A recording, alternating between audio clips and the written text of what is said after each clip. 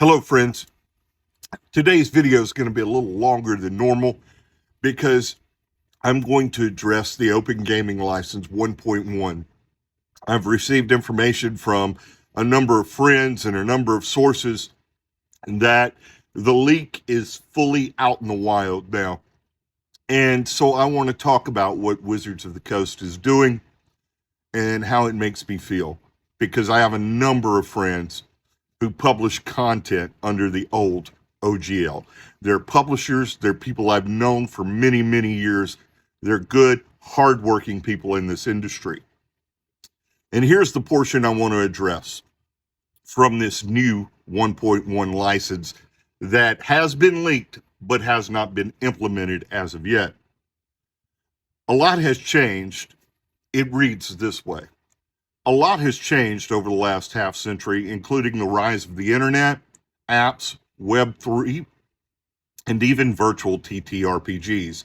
Now in 2023, we are updating the Open Gaming License to address some of these new realities and fix some of the loopholes and contradictions that made their way into the Open Game License during the time since its first release.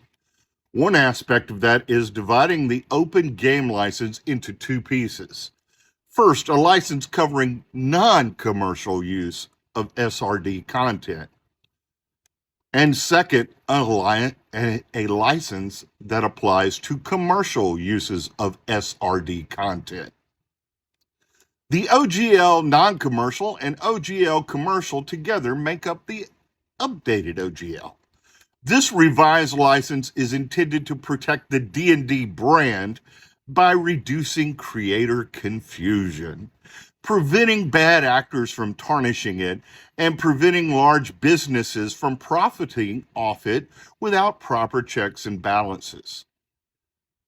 What if I don't like these terms and don't agree to the OGL commercial?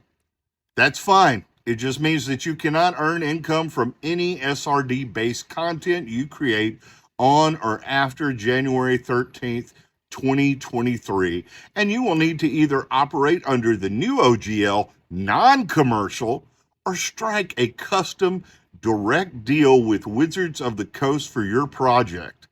But if you want to publish SRD-based content on or after January 13th, 2023, that's coming up, and commercialize it, your only option is to agree to the OGL commercial.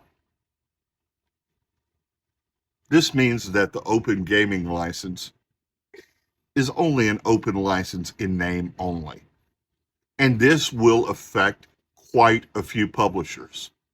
So what do we as the gaming community do? How do we handle this? I know that for some people, divesting themselves of certain resources that Wizards of the Coast has, like D&D Beyond, isn't feasible because they have ongoing campaigns. Buying new books isn't always easy. But I would suggest go out and find some good third-party publishers who have content out there. There are people who play Castles and Crusades.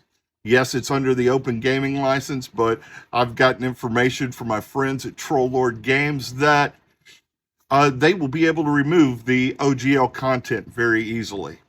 Go out and support other systems. Support the small creators. I have used a lot of Wizards of the Coast products over the years. I've loved many of their products. I've had problems with some of their products. But it's time we learn to get back to the basics in this hobby. It's time we get back to the small creators. It's time we support small companies like Frog God Games and other people in the OSR.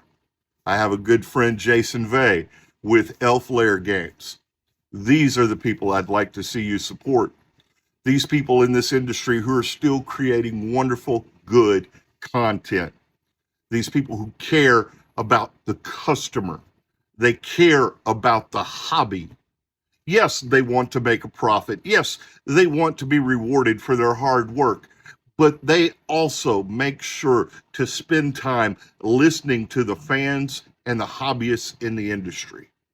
These are the creators I encourage you to support. these are the people to go out there. Look for OSR content. Look for old school content. Look for new school content. There are many people out there like Evil Hat. They're a wonderful company. They make great products. There are even some larger companies out there like Chaosium, who you've heard me talk wonderfully about in the past. Go out, find these other things, and let Wizards of the Coast know that you're voting with your dollars, that you support small creators, because small creators are the backbone of this industry. Small creators are the ones who have kept this hobby going during the dark times when not much was being published by the people who owned the brand name. Let us go out and support those people working in the trenches to make sure this hobby lasts longer than we do. Thank you for tuning in. I love you all. May the Lord bless you. May the Lord keep you. And may the Lord make the Lord's face to shine upon you and grant you peace. God bless.